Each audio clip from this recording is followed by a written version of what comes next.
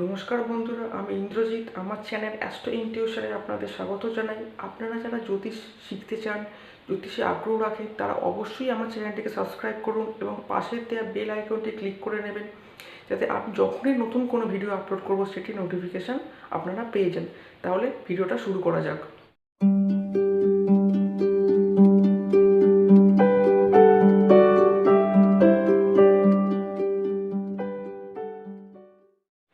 আজকের যে আলোচ্য বিষয় সেটি হলো জ্যোতিষ। এই জ্যোতিষ কিন্তু নতুন কোনো সাবজেক্ট নয়।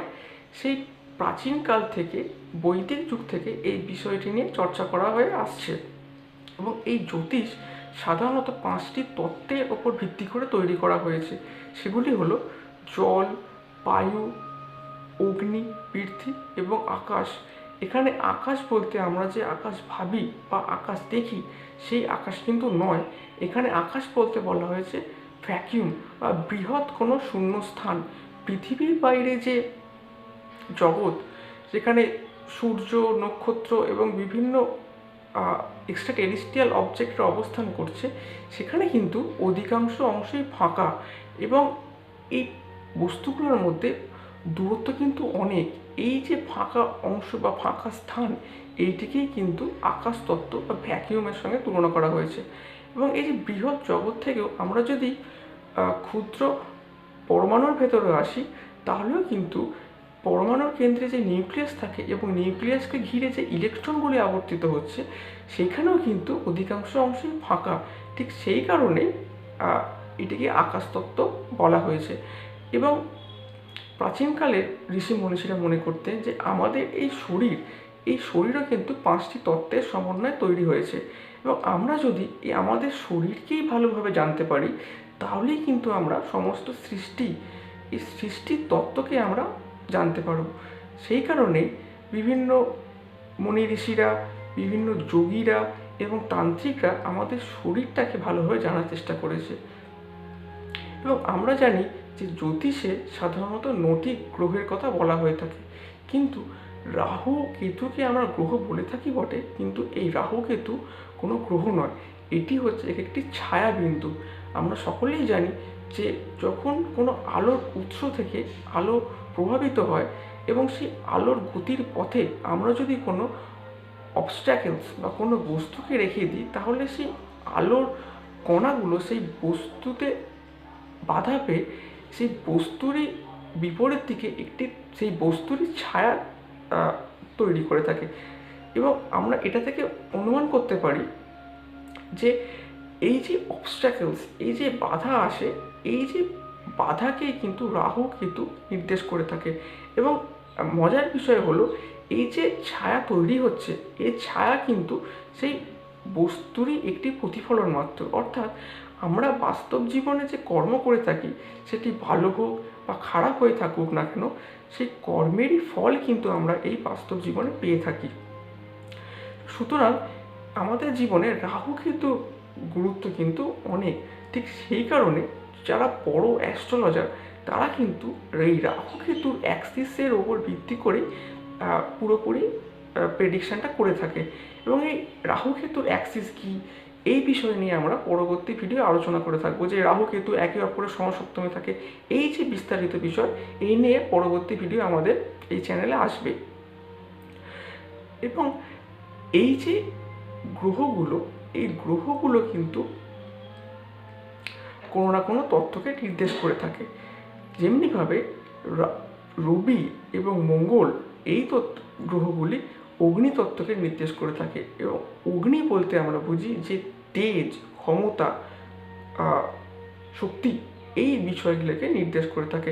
এছাড়া বুধ, এই গ্রহটি পৃথ্বীতত্ত্বকে নির্দেশ করে থাকে।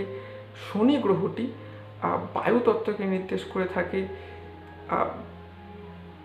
শুক্র এবং চন্দ্র, এই দুটি গ্রহ জল তত্ত্বকে নির্দেশ করে থাকে। এবং সর্বশেষে বৃহস্পতি গ্রহটি এই যে আকাশতত্ত্ব, এইটিকে নির্দেশ করে থাকে।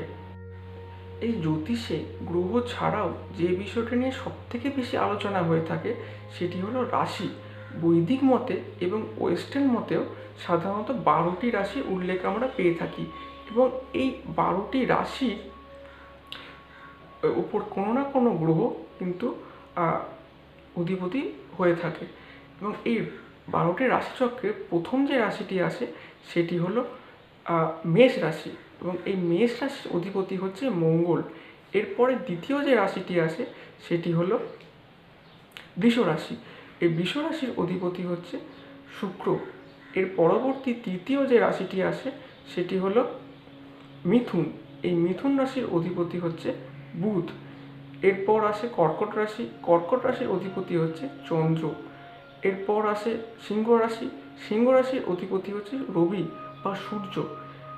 এরপর আসে কন্যা রাশি। কন্যা রাশির অধিপতি হচ্ছে বুধ। এরপর সপ্তম যে রাশি সেটি হচ্ছে তুলা। এই তুলা রাশির অধিপতি হচ্ছে শুক্র। এরপর যে রাশি সেটি হলো বৃশ্চিক।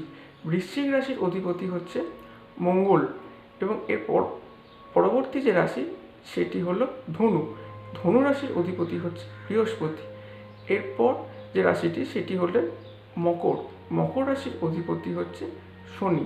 এবং এরপর আসে কুম্ভ রাশি। কুম্ভ রাশির অধিপতি হচ্ছে শনি।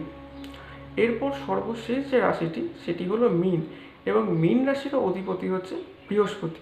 এবং আমরা যদি এই 12টি রাশিচক্র এবং তাদের যে অধিপতি সেই বিষয়টিও যদি ভালো করে লক্ষ্য করি তাহলে দেখব রবি এবং চন্দ্র এই দুটো গ্রহ বাদ দিয়ে বাদবাকি যে গ্রহগুলি আছে সেই গ্রহগুলি কিন্তু একের বেশি রাশিকে নির্দেশ করে থাকে। কিন্তু রবি এবং চন্দ্র এই দুটো গ্রহেরই শুধুমাত্র একটি করে রাশি অধিপতি হয়ে থাকে। এবং রাহু এবং কেতু এই দুটো গ্রহ কিন্তু কোনো রকম রাশি অধিপতি নয়, কারণ এই গ্রহগুলি হচ্ছে, আমরা আগেই বলেছি যে এই গ্রহগুলি হচ্ছে প্রকৃতপক্ষে গ্রহ নয়, এগুলি হচ্ছে একটি ছায়া বিন্দু। এরপর আসি যে এই যে রাশিগুলো, এই রাশিগুলো কিন্তু কোনো না কোনো তত্ত্বকে নির্দেশ করে থাকে। এই সেই যে 5টি তত্ত্বের কথা বলেছিলাম সেই 5টি তত্ত্বকে নির্দেশ করে থাকে। যেমন হলো প্রথমে আসি অগ্নিতত্ত্ব। এই অগ্নিতত্ত্বের যে রাশিগুলো পড়ছে সেগুলি হলো মেষ, সিংহ এবং ধনু।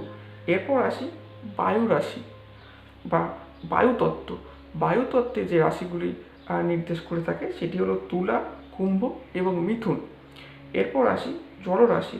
জলরাশি যে রাশিগুলো নির্দেশ করে থাকে সেটি হলো কর্কট, বৃশ্চিক এবং মীন। এই 3টে রাশি নির্দেশ করে থাকে।